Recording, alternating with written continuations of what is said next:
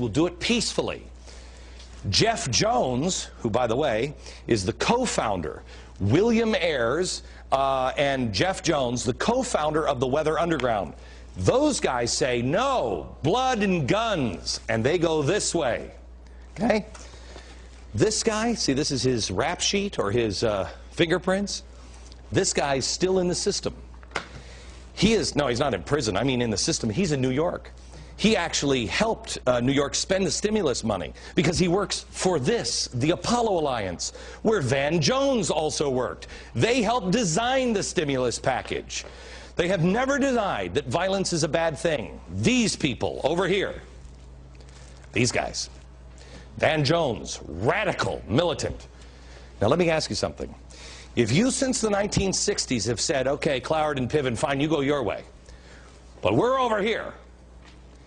If you have your moment and you believe that your hero, your revolutionary leader, Barack Obama, has gone soft and is not going to collapse the system, what makes you think a guy who says, oh, we didn't do enough, what makes you think they won't pick that up now? They'll do it their way. Now, why is the president himself in trouble? Well, let me use him as an example. 9/11 truther. Another guy surrounding the president. Okay, 9/11 truthers. Here's a guy who thought the government was evil enough that it would murder thousands of U.S. citizens. Just blow them up, destroy a building, and kill 3,000 people. Well, gosh, are these people like you? Do you think that? Do you think anyone who does think that we could just kill our own people should be near the president? I mean, he thinks anybody who sits or sat in the chair of the presidency must be evil. He goes to church with a guy who thinks that America intentionally murdered people out throughout history. Put yourself in the mindset of a 9/11 truther. You have access to the President of the United States, the guy who has always been evil. You think now that he was on your side, but now if he goes soft, he's joined the cabal that is capable of murdering people. He promised you a revolution. Do you think it's safe to have an individual like that around the President of the United States? Are you comfortable with that? Well, let me tell you something. You might think this is crazy. All that stuff would never happen. Let me show you what was said on left-wing radio today. Thanks to newsbusters.org, they just posted this. You crazy blank, you right-wingers, do you not understand that the people you hold up as heroes bombed your expletive country? Do you not understand that Glenn Beck, Sean Hannity, Rush Limbaugh, and Bill O'Reilly are as complicit of the September 11th, 2001 terrorist attack as any one of those expletive 15 who came from Saudi Arabia? Don't you get that? As a guy,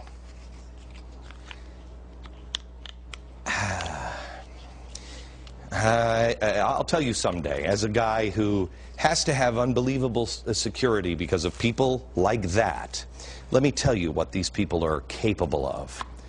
By the way, in a related story, why did the White House have the hearing today on the gate crashers? Remember the gate crashers? They pleaded the Fifth.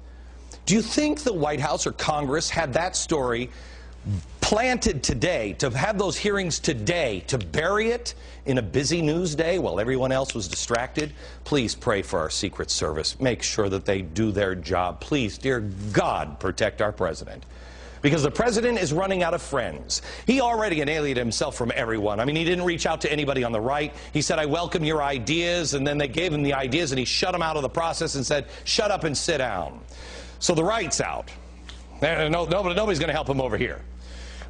He's in the midst of his radical agenda. Regular Democrats were left in the dust. Creed Deeds was tossed under the bus after running for governor of Virginia. Joe Lieberman dared to oppose health care, and all of a sudden he was the worst person ever. Code Pink now. Code Pink thinks he's a sellout. Barack Obama, Code Pink, thinks he's a sellout. Today they're protesting the White House on his policies.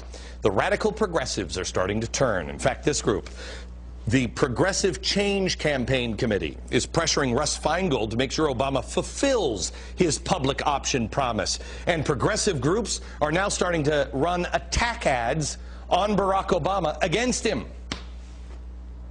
plan I sign must include an insurance exchange, including a public option to increase competition and keep insurance companies honest. If a mandate was the solution, we could try that to solve homelessness by mandating everybody buy a house. The reason they don't have a house is they don't have the money. Okay, that's an attack ad on the president from his friends all over here. It's about to get ugly. But the president isn't going to lay down. He's got to go back to red meat. He has no friends over here. Nobody. All of his friends are here. This is where his power is. So he's redeclared war on Fox News. He's changing up the State of the Union address to add attacks on Dick Cheney and George W. Bush. Why? You've got to feed these people red, bloody meat. They've got to chew on something. And Barney Frank has decided that, well, you know what, we've got to make some changes to the system. Listen to this. Look, we have a serious constitutional problem. There's been a de facto amendment of the U.S. Constitution in an anti-small d Democratic direction with that 60-vote majority. It is outrageous.